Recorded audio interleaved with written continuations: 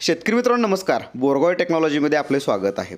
शेतकरी मित्रांनो, हा जो प्लॉट पाहत आहे 14 ते 15 दिवसाचा हा प्लॉट आहे.